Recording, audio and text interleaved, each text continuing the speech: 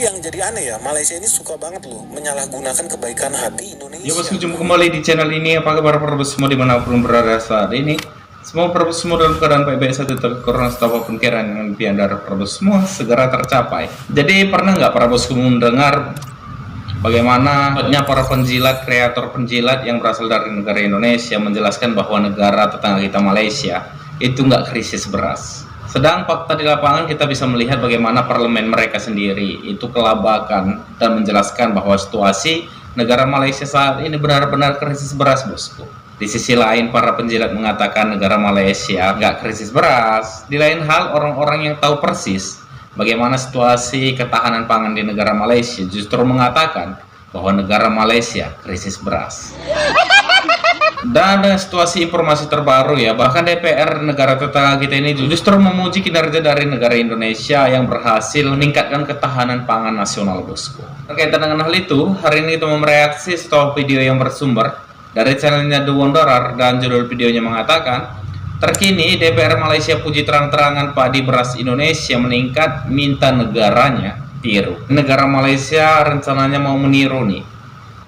Penasaran dengan hal itu semua? Tanpa berlama-lama langsung kita reaksi videonya. Jom kita reaksi videonya. Kedaulatan mungkin pada ketenteraan, tetapi kalau makanan kita terjejas dan tak cukup, keselamatan ancaman dalam lebih bahaya daripada ancaman luar. Saya menyokong undang-undang ini atas dasar untuk memastikan kawal selia padi dan beras ini dapat dilaksanakan bagi memastikan bahawa pengeluaran padi dapat terus meningkat, terus memberi jaminan kepada rakyat bagi membolehkan rakyat hidup selesa di bumi sendiri, hasil produk makanan dari negerinya sendiri terus meningkat. Bagaimana dengan Indonesia yang sebelah kita? Rekod yang berlaku sekarang, produktiviti padi di Indonesia juga terus meningkat. Wow. Kalau kita nak katakan soal global warming, ini satu isu. Tapi bagaimana kita nak menangani global warming itu untuk kita tetap memberi upaya peningkatan. Walhal negara kita, saya ingat masa awal dulu, 3 tahun yang lepas, saya pernah bertanya, masa itu berapa SSR padi kita? Dikatakan 62.7%. Awal tahun ini, Bernas melaporkan kita punya pengeluaran padi SSR kita turun menjadi 56%. Kalau tak betul yang Muhammad Menteri, betulkan saya. Artinya kita menurun 7% dalam tempoh yang sangat singkat. Walaupun kita meletakkan SSR kita kepada 80%, artinya macam mana kita mampu untuk naik kepada 80%? Dari segi data yang ada, kita terus turun. Akta yang kita buat pada hari ini untuk menyelamatkan menyelamatkan pengeluaran padi. Cuma saya bimbang sikit, Yang Muhammad Menteri. Kita kadang-kadang bimbang. Saya bimbang sikit di antara akta hasrat kementerian mahu perkasakan. Tapi kadang-kadang kita juga kok bimbang. Kita terikut dengan apa yang juga dibuat oleh beberapa peringkat nasional sekarang. Okay. Tapi kita juga didesak oleh kartel untuk menyelamatkan hasrat mereka. Dalam konteks negara kita ni, saya sebut di Sabah. Di Sabah pula dah, di Kedah. Di bawah pertanian muda sahaja, petani kita ada 560,000. 560,000. Saya kira tidak lama lagi kita bisa jadi lumbung padi dunia. Kita bisa bantu banyak negara. Menurut saya cukup revolusioner. Siap. Yang tadinya menghasilkan 5 ton gabah, sekarang bisa 10 ton lebih, 12 ton. Kalau begitu kan naik 100%. Siap produktivitas kita. Ya. Saya kira tidak lama lagi kita bisa jadi lumbung padi dunia. Kita bisa bantu banyak negara. Tapi intinya sekarang kita bersyukur, kita jaga. Siapa nama bupatinya sini? Barangkali Bapak ya? Enggak, bukan. Saya juga teman-teman kalian pasti sering dengar kan janji manis pejabat dan ujungnya ya cuma janji aja gitu loh. Makanya pas awal gue dengar tentang target swasembada pangan, gue sempet skeptis sebenarnya dan mikir ya nanti juga ujung-ujungnya bakal impor gitu loh. Tapi pas gue baca data terbaru soal cadangan beras pemerintah, ini keren menurut gue. Ternyata ya cadangan beras kita itu sekarang melimpah ruah teman-teman, yang dimana udah tembus 3,2 juta ton. Ini dibuat 4 musim setahun. Saya ulang, 4 musim setahun. Apa yang spesialnya adalah ini padi yang telah berumur 2 bulan lebih, dan padi ini dibuat 4 musim setahun. Saya ulang, 4 musim setahun.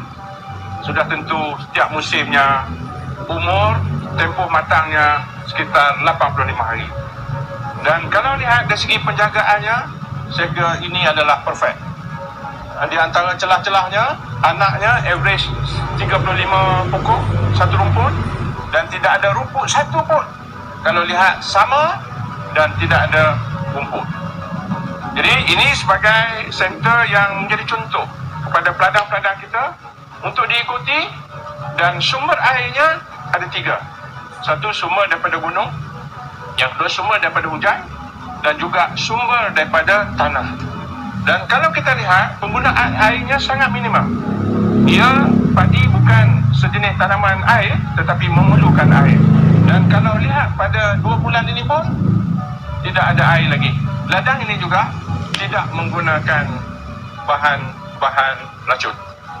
Jadi teman-teman, resmi nih ya, negara Malaysia tetangga kita itu kan sedih banget. Mereka itu udah menggadaikan negaranya ke Amerika Serikat. Mereka udah menjadi anjing peliharaan George Soros. Dan yang paling sedih lagi apa? Mereka sebentar lagi juga nggak bisa kasih makan rakyat. Mereka punya produksi beras, ternyata seiring waktu semakin nyungsep, minus terus, turun terus ya. Mungkin karena mereka nggak punya menteri pertanian yang brilian seperti kita punya Amran. Nah, buat teman-teman di sini yang ada di Malaysia, lu harus siap-siap dengerin ramalan Benix, karena ramalan Benix terbukti betul.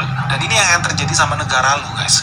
Kenapa lu harus buru-buru minta tolong sama Indonesia? Karena kalau hari ini lu masih hahi kesenangan, lu merasa aman, percayalah itu tidak akan terjadi dalam 3 bulan ke depan. Gue jadi sedih di sini. Kenapa? Karena sebetulnya Indonesia bisa menyelamatkan rakyat Malaysia, guys. Karena dari 5 juta ton padi, Amran bilang Indonesia sebetulnya bisa ekspor sampai 500.000 ton. Nah, Malaysia bilang mereka mau impor 200.000 ton, guys. Nah, menurut teman-teman gimana lah sih? ya. Kita tolong nggak nih Malaysia dibanding mereka nanti nangis-nangis di jalan, kelaparan, nggak bisa makan, nggak bisa belajar, kan kasihan ya. Lu pikir dong, ada jutaan rakyat di sana, anak-anak kecil yang harus kita kasih makan, guys. Tapi yang jadi aneh ya, Malaysia ini suka banget loh menyalahgunakan kebaikan hati Indonesia. Kita udah mau berbaik hati, berbagi beras kita di sana, kita berkelimpahan, tapi ternyata disalahgunakan, guys. Apa yang terjadi? Lu lihat, ternyata Malaysia udah tahu negaranya kekeringan, negaranya kesulitan, tapi memang mereka dasar gengsinya keterlaluan. Apa yang dilakukan? Mereka nawar beras kita di harga murah. Dan demikianlah video reaksi kita hari ini, bosku. Jadi terbukti bagaimana saat ini negara tetangga kita Malaysia memang krisis beras. Adapun beras yang masih beredar banyak di negara tetangga kita ini adalah beras yang memiliki harga mahal ya. Sedang beras tempatannya itu sudah habis, bosku. Jadi kalau ada para penjilat Malaysia menjelaskan negara Malaysia nggak kekurangan beras, ya bingung juga ya. Pasalnya orang-orang yang ada di kerajaan Malaysia, orang-orang pejabatnya itu justru menjelaskan bahwa memang betul negara mereka sedang krisis beras, dan kemungkinan besar mereka akan menaruh harapan kepada negara Indonesia, yang artinya negara tetangga kita ini itu akan membeli beras dari negara Indonesia, bosku. Jadi bingung juga ya, entah apa yang membuat para penjilat Malaysia menjelaskan bahwa negara tetangga kita ini itu nggak krisis beras ya. Lucu sekali sih. Dan berkaitan dengan hal ini semua, bagaimana ini menurut tanggapan Prabowo semua berkaitan dengan video reaksi hari ini?